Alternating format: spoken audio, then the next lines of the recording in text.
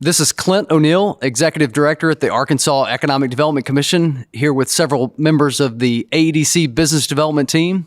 And you're listening to the Arkansas Inc. podcast.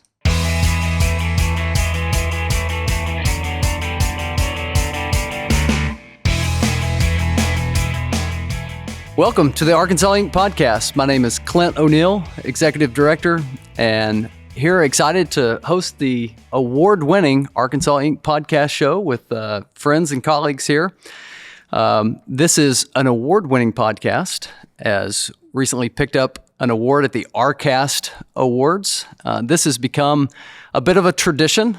Last podcast of the year, now a vodcast if you're tuning in by video, for us to recap the year. 2025 was a great year. We'll get into some of the events that led up to the results that we were able to announce in 2025, go behind the scenes on some of the projects, but excited to kick off this first vodcast version. So you may be listening by podcast or by vodcast on YouTube. Today we'll be looking at some business development projects, really just the tip of the iceberg. At AEDC, we do everything from community development, wanting our communities to be strong, rural development conference, rural development grants, general assistance grants through CDBG, a lot of work with small businesses and entrepreneurs.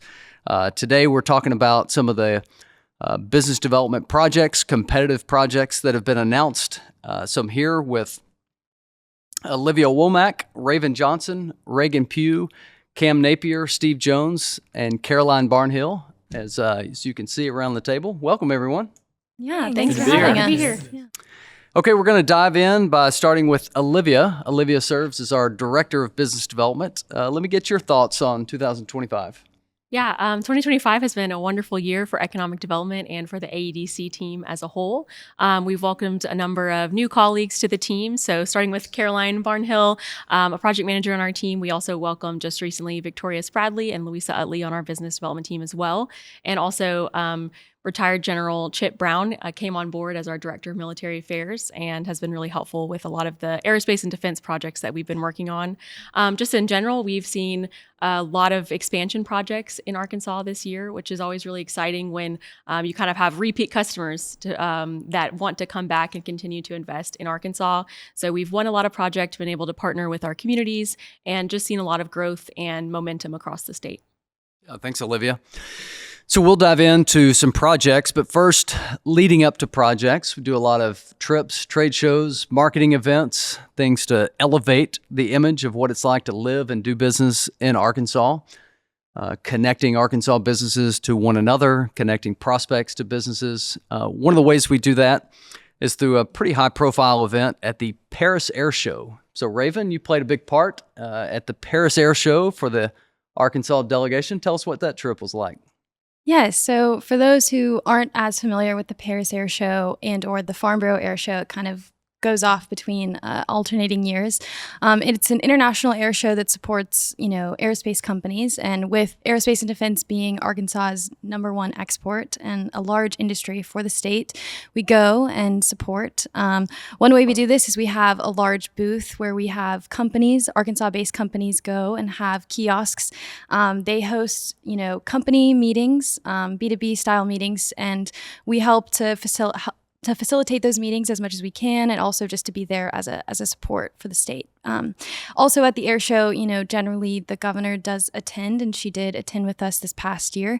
We hosted, and probably going into one of the more memorable moments for me personally was the Arkansas team reception, which was in a very cool space. It was an all glass room that you could see the entire skyline essentially of Paris, and we were just discussing doing business in the state of Arkansas and the success, and there were new companies, prospective companies there, as well as our existing industry there, and it was just a really awesome experience. Yeah, thanks, Raven. I think one of the highlights for me on the trip was when Governor Sanders and Chris Kubasik, CEO of L3 Harris, were together, and they decided it would be okay to do the press release the next day. Yes, and business moves fast. Some lawyers got a hold of that and ended up backing it up by a few weeks, but that was fun.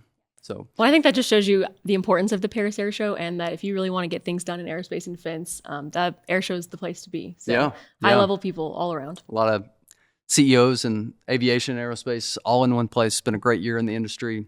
The big announcement with L3, the big grand opening with R2S, the Rafael Raytheon joint venture. Well, let's stay on the theme of international. Cam Napier took a couple of international trips. Tell us where you went this past year and some observation from those trips. Yeah, so I think, it's kind of my first, little over a year at AEDC, but I think in the first, year, it's been good to get out and see where we have our international offices, see our directors in their element. I got to visit Germany. Cornelius Schnitzler and I, the director of our Europe office, got to take a road trip on the Autobahn pretty much across the length of Germany and meet with prospects and attend a timber trade show, which was really great. So, it was good to see Cornelius in his element on the trade show floor and get to learn a little bit more about Germany and the industry there with him. Hey, before you move on, did you do any driving or did Cornelius do driving? Cornelius, I don't think he trusted me to drive the Autobahn. Okay. I don't know if he thought I'd go too slow or too fast, but probably too fast. Well, he drives pretty slow. So Yeah. I'm surprised you made it back. Yeah, But me too.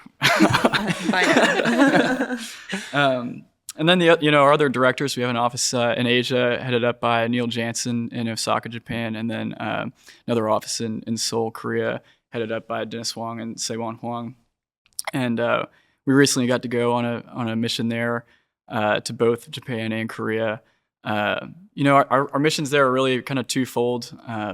We meet with a lot of prospects and generate leads, work on existing projects, but we also get to form, and build on relationships with existing investors in the state. And I think, honestly, some of the most memorable moments were with some of those companies that have a familiarity with us and have been able to share great feedback on how it is to do business in the state. And probably one of my favorite meetings and probably the best meal on the trip, I think you might agree, was with Yamato Kogyo and their headquarters and their steel mill in Japan. They have a joint partnership with Nucor Yamato up in Blytheville, and then another facility in Newport. And it was just great to meet with them and hear their stories of them actually coming to Arkansas. They had an employee of Yamato Kogyo who's about to go to Arkansas and study English. So that was really great camaraderie there. And then the dinner, I think steak might be ruined for me. I haven't ordered a steak as good as the one I had with Yamato Kogyo, so I'll have to get back to Japan and order another steak. It was a great meal, and it was a great setup how they had Secretary McDonald at a certain seat, and they said, this was the seat that your governor, Bill Clinton, sat at when we executed this deal, and please bring back your current governor, Sarah Huckabee Sanders, as we would like to have her in this seat of honor as we're continuing to do business in Arkansas. Well, thanks, Cam. All right, we'll go to Caroline Barnhill. Fun fact on Caroline, she was an intern with AEDC summer of 2021. Yeah. And she's back as president. So you've been with us for a while. No need to welcome you to the team, but fun fact. Okay, you've been working some in the food and beverage industry. You went to a food and beverage show for us back in September. Tell us some of the insights you have on that industry. I got to go to Miami, Florida for America's Food and Beverage Show. We got to go with the Arkansas World Trade Center, so I went with Trish Watkins, and we brought some Arkansas companies along with us. Della Rice, 5-Star Jerky, Bad to the Bone Barbecue, Origami Sake, Shady Grow Pecans, and Natural State Rabbit. And it was really cool to see these companies make those connections with buyers and distributors, and I think a lot of success will come out of that event. So it's a really good opportunity. Great. Yeah. Thanks, I Caroline. know our branded Tide pins that Yes. you took to the show were a big hit as people were getting samples and may have spilled some things on their clothes. So. Yeah, you wouldn't expect that one to be such a hit, but the Tide pen, the AEDC Tide pen was definitely utilized at the trade show with all the food samples. Whose idea That's was hilarious. I think it was Jennifer's. that? Okay. Yes. All right. Shout out, Shout out Jennifer. Jennifer. Jennifer Emerson, Deputy Director. Okay. All right. Reagan Pugh, let's talk a little bit about lithium. You attended the second, not going to call it annual because not sure if we're going to have one next year. We'll have another one at some point, but the second Arkansas Lithium Innovation Summit. Can you give us some observations and your takeaways from that? Definitely. Yeah. Well, I guess second event, not second annual, but a huge hit as the first one was. Even bigger, actually. I think I had several conversations with people in the industry following that event, and everyone was buzzing about it. It was a global event. People from 9 countries were there to kind of talk about what's happening in South Arkansas with the Smackover formation.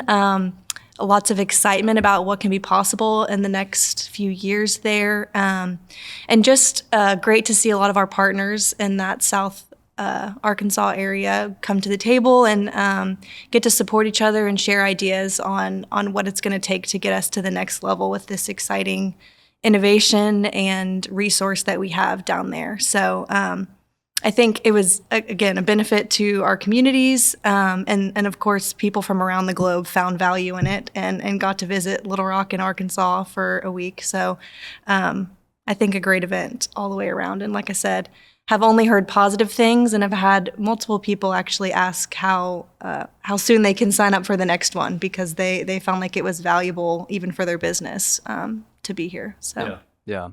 Well, big shout out to Secretary McDonald for his leadership in lithium, to Becca Caldwell, Fred Lewis, Jennifer Fowler, all those on our team that's been a big part of it. It's a big lift for sure. Clark Cogbill. Yeah.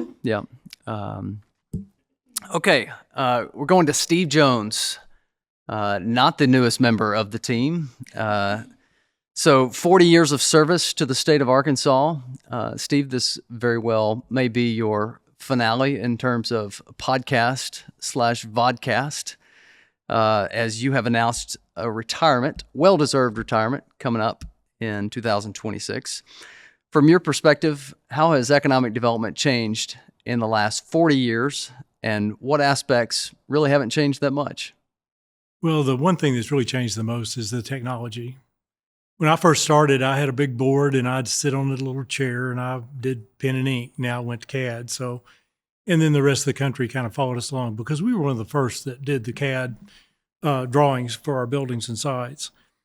The next thing that kind of steps out is that most of the people around this table probably never seen a beeper before, but that's what I started with. And so if it was one of those times when our director needed something as an emergency, we'd get a 911 on your beeper, and then you had to find a payphone to do that. Then we went up to high tech, and I got a Southwestern Bell call card, so we could stop when even have to put money in the machine. So then step up, keep going, and now we've got our phones. And I've called into team meetings from Cancun. I've worked on projects from up in Canada, and my wife will tell you that I've worked for hours in the middle of Silver Dollar City on projects. So we, it's some things that we just got to do. The thing that hasn't changed is getting information for our properties, our buildings and sites. And one of the things that we have to deal with is you have to deal with corporate. You have to deal with realtors getting you information because the realtors don't want to turn loose of anything. And then on the corporate side, like I said before, we've got to go to their timetable. And so it may be they do an announcement, but they don't want to turn it loose because they've got contracts and they've got to do some things. So we have to work with that. And it's always been that way. Yeah. Okay, if you could give your younger self one piece of advice when you were walking in the door at AEDC, now with your experience, what would that be? That one piece of advice is do not let them take the picture that you guys are going to see when I do my retirement. I know You'll know which picture that is. I don't know if anybody has the large cardboard cutout yet, but it should be coming. Yeah. All right. Well, let's go behind the scenes. Some of the projects. Gonna kick it back over to Raven, who, by the way, is not new to the Arkansas Inc. podcast. Hosted the Arkansas Inc. podcast earlier this year, right? I did, yes. Had the pleasure to, actually. Yeah. Okay, so welcome back to the award-winning Arkansas Inc. podcast. Thank you. So you've led a lot of projects for us. I remember it was just a couple weeks ago. I was thinking we had in 1 week 3 projects: packaging specialties, L3, and R2S. I was thinking, if I had a nickel for every project that I was a part of the announcement that Raven touched this week alone, I'd have 15 cents. But let's talk about Central States. You hosted a podcast with Jennifer Davis. Want to talk more about that project, or give us kind of behind the scenes on your work on that one, or any others? Yeah, sure. So Central States is in Springdale. They, in short, and I do have permission to use this reference from Jennifer Davis, who's the president of Central States, that it's essentially adult Legos. So they make prefabricated buildings that you can, put together. And so very, very cool technology and just overall jobs. One of their big key tenets is the investment in the people. It's a employee-owned company, and so not often that you get to, interview a president of a company, but also a president of a company that is so willing and wants to invest in the people and the development of the people, and especially Arkansans, which is of utmost importance to me and us. So that was a very cool opportunity. But yeah. Yeah, great. Let's also talk about Google. So this is a record-breaking year for us in capital investment. You played a major role in Google's $4 billion data center announcement in West Memphis.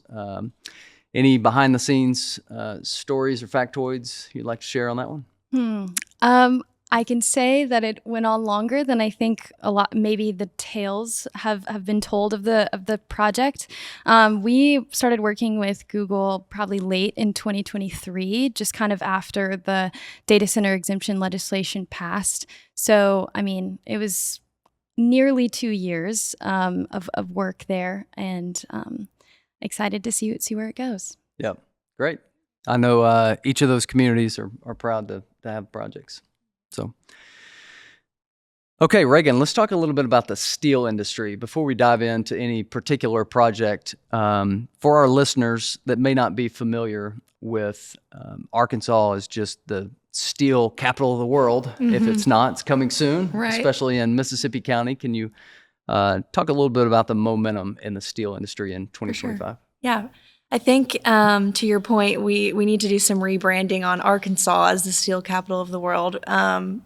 Like Clint mentioned, we in Mississippi County are producing more steel than any other county in the country. And I also want to say the world, because I don't know how many counties are in other countries. But anyway, so I Got think— them on a technicality. Yeah, on technicality.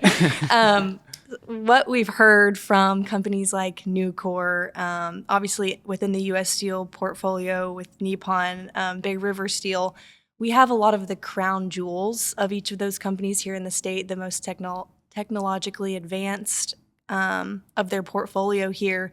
And so I think we feel really good about where we're sitting and continue to see investments in their suppliers and their finishers, their slitters that they're bringing to the state. And so I think across the state, not just in Mississippi County, Central Arkansas, South Arkansas, around the state, you're going to see continued growth in that industry, just as more people realize that, there's so many logistical advantages to being close to your supplier and having such a strong base with BRS, with Nucor, and now with Hybar, which I guess we can get into, but really looking forward to where we go in the next year with that industry. Yeah. So record-breaking investment year does not even count the Nippon projects that have been talked Right. about publicly, and all optimistic that those will come together next year. Love the Mississippi County slogan of cotton to steel, them becoming the #1 steel producing county in America. It's an incredible story. It is, So thanks. for sure. Okay, Caroline, back to you. You worked a project earlier this year for us in Fort Smith, had a successful announcement expansion with Train. Tell us a little bit about that one. Yeah. Well, Train was a great company to work with. I will say this was one of the first projects I got to do where I got to work at start to finish. It was an expansion of their manufacturing of HVAC systems, so heating, air conditioning, ventilation. And they have a bunch of locations across the U.S., so it was really exciting that they chose Arkansas for this expansion. It ended up being a multi-million-dollar investment and over 60 jobs. Yeah. So it was really exciting. Great. All right. Cam, let's talk more about projects around the state. A lot of projects that had international parent companies or an international recruitment flavor to it. Kind of give us maybe not the full rundown, but the scope of some international projects that announced this year. Sure, yeah. I won't give you the full rundown. We'd have a 2-hour-long podcast. But well, first, I do want to touch a little bit on, I think it's incredible the focus that Arkansas has had in the Nippon Steel and U.S. Steel partnership. That's going to bring a lot of momentum to the state in the steel industry, and that's kind of just this great national story that I think Arkansas is going to play a huge role in, and that's a massive foreign direct investment coming to us through that partnership. But I think last year we kind of talked a lot about the Port of Little Rock, a lot of great international companies that call that home. Wellspun, had a great $150 million expansion announcement. Got to attend that event. That was really great. They continue to stay on a roll. No pun intended with their pipes. They might roll. Yeah, gotcha. That was a bad one. And then it was great. I was just out at the port last week and got to see Faymanville is going vertical on their construction, and just can't wait to finally cut the ribbon on that facility and see them get started. They're a great company with great culture. But it's always really fun to work with new markets. I think we've gotten to kind of form this great relationship with Kingspan Group. They're an Irish-based kind of parent company with a lot of great subsidiaries in their portfolio. We've had some good wins there. Morin had a great announcement event in the Little Rock region. They're going to be a great company. Nice. They've got a great show floor, showcasing their products. I think that was a really great way to kind of see their products in action. Got to learn a lot about insulated panels, something I'd had zero experience in before. And then Tate and Pocahontas, another Kingspan Group company, will be at their event tomorrow. So that'll be really great. I do want to give a huge shout out to Nidec and Mina on their expansion. Nidec's a great company. We got to meet with them at their headquarters in Japan. And I think it's always a really tremendous story when you hear about an international company either locating or expanding, especially in a rural community. I think when sometimes people think about foreign direct investment, they're thinking about large markets. But I think Arkansas is a really great proving ground for the case that foreign direct investment can be super successful in rural communities too. So massive shout out to Nidec and Mina. Yeah. When we got to visit Nidec's headquarters, walking through their original shop, which is about the size of a small garage there in their headquarters, it was neat to be there in advance of the expansion announcement in Mina. Okay, Raven, let's talk about one of our favorite projects. It's one of my favorites. You can't have a favorite. They're all my favorite because they all lead to more and better jobs for Arkansans. But Cantex in Nashville, kind of peel the curtain back for us a little bit on that one. So when I first started, we heard tale of Husqvarna, shutting down their facility in Nashville. So this is 2023-ish. And, I remember us all kind of coming to the table and putting together a landing page and sort of trying to think of what's next. How can we, how can the state support in getting a facility like Husqvarna back up and running? And this project kind of came as a typical project does. The company reached out, I believe, to Olivia. Project manager was assigned. It was me. And we just kind of worked through the typical process. But at one point, it became very clear that this was a competitive project that we wanted to win. I mean, we want to win most projects, but this was, a really good one to win. They are a electrical conduit manufacturer. So they make like the electrical boxes that you can buy at Lowe's or Home Depot or wholesale. But anyways, they were looking at Husqvarna in Nashville. And Clint, myself, the mayor of Nashville, so Mayor Dunaway, and Vanessa Weeks, who is the executive director for the economic development for Howard County, we all went actually to visit to their headquarters in Fort Worth. And it was just kind of a transformative meeting. I think they realized that we were really willing to put forth a lot of effort to support the project, and ultimately ended up winning it. And so we'll see hopefully many successes in the years to come. Yeah, great. Well, at the end of the day, all projects land in local communities, and we can't do what we do without the support of our economic development partners. I think we've covered projects that range from great support we've had from Jay Seago, Ward Wimbush, Tim Allen, Jack Thomas, Grayson Biggers, trying to think through others Mallory Darby, Cliff Chitwood, just of ones that we've announced, that we've discussed here. So many others. A big shout out to our local economic developers as ultimately these projects land in local communities.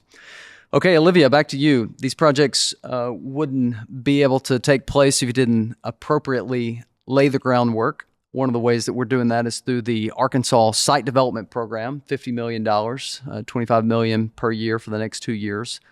Tell us more about this program. Sure. Yeah. So the site development program actually started last year. We had our first round. It was a pilot round with $10 million. And then thankfully from the General Assembly and the governor's office and the leadership of Clint and Hugh, we were able to get, like Clint mentioned, the additional $50 million and are starting our next round of $25 million for this year. This year, we've kind of been able to partner with Site Selection Group in order to have a higher level of expertise reviewing these sites. And really the goal of the program is to help us to be able to be more proactive with site development and not have to wait until there's a project on the line, but to be able to make necessary improvements so that when a company comes, they don't have to use their imagination. They see the site as it could be and as they could develop the site. So it's been a really transformative program, and I can't wait to see the future results. We are currently in the review phase. So thank you to all of our communities that applied and have gone through the process, and really looking forward to seeing where things go in the future. Yeah, great. That was one really positive result that came out of the legislative session. In the months leading up to the legislative session, we had an incentives working group from site development to small business and entrepreneurship to traditional economic development. Big shout out to Jack Thomas and Bentley Story for co-leading that incentives working group. But very successful legislative session, excellent leadership with Governor Sanders, Secretary McDonald, the Arkansas General Assembly. So that was one of the great outcomes, the Arkansas Site Development Program. Okay, team, it's lightning round time. Big shout out to the marketing team. You got Clark and Tyler and Amber who wrote some of these questions. Let's do the first one. Just shout it out. And who from AEDC has the strongest snack game during long work days? 1, 2, 3. Mallory Race. No competition. Okay. Anybody want to elaborate on that? She washes and chops vegetables. I mean, she makes us all look bad. makes us all look bad with our bag of chips and protein Cookies bars. and- She's eating whole foods, bags of berries, pecans, salads, freshly chopped during lunchtime. Yeah. She's all over the snack game. Okay. So Anybody have anything for anyone for this one? Nominees for who would survive longest on a deserted island and why? I'm gonna have to say Andy on our team, Andy Capel. He good call. rock climbs, kayaks, any outdoorsy activity. I would say he would survive. On our Also, island. Chip, maybe? Ooh, also Chip. Yeah. Chip's a good one. Yeah. I mean, Drew could fly himself off the island if he could build a plane. So that could also, Yeah. I'm with you on the Steve. Yeah, though. Steve could like construct a full home on the island. I make wine too, so I'll take you, Steve. Okay, is there a project you can think of that deserves its own documentary?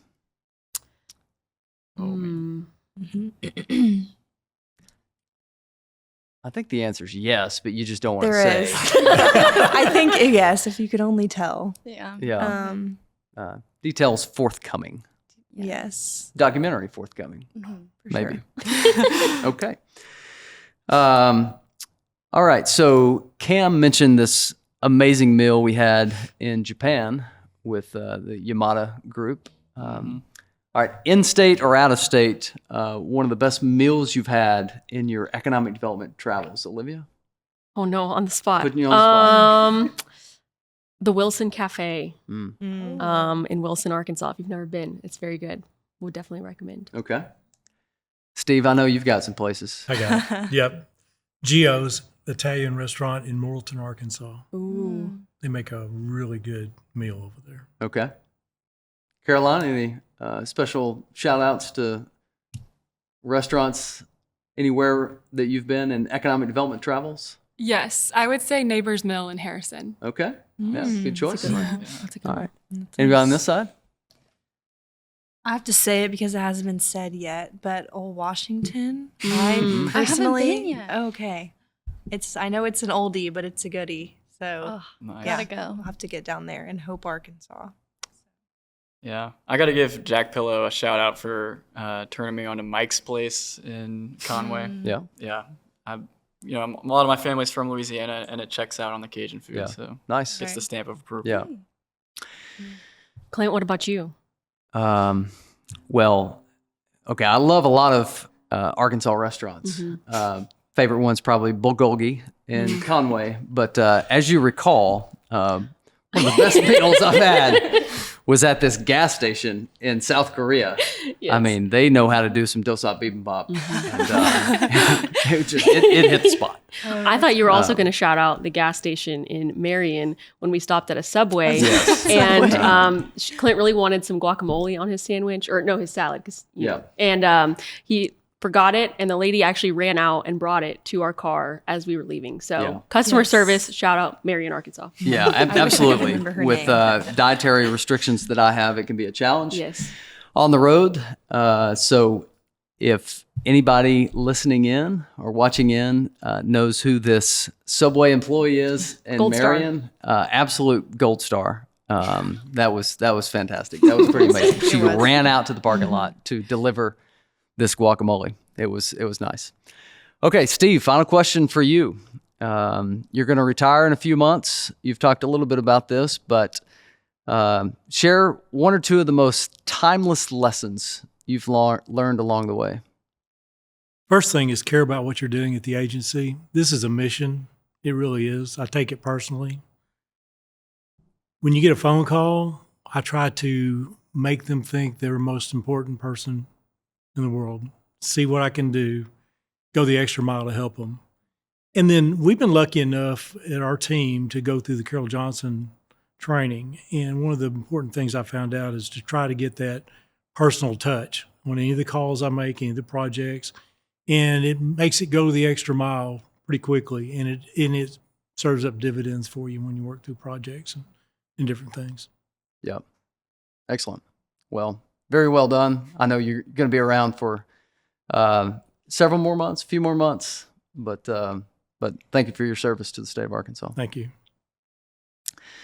Okay, I've been talking today with several members of the AEDC Business Development Division: Steve Jones, Caroline Barnhill, Olivia Womack, Raven Johnson, Reagan Pugh, and Cam Napier. Guys, this has been fun. Thanks for joining the award-winning Arkansas Inc. podcast. Thanks for Thanks having for us. Thanks for having us. Thanks.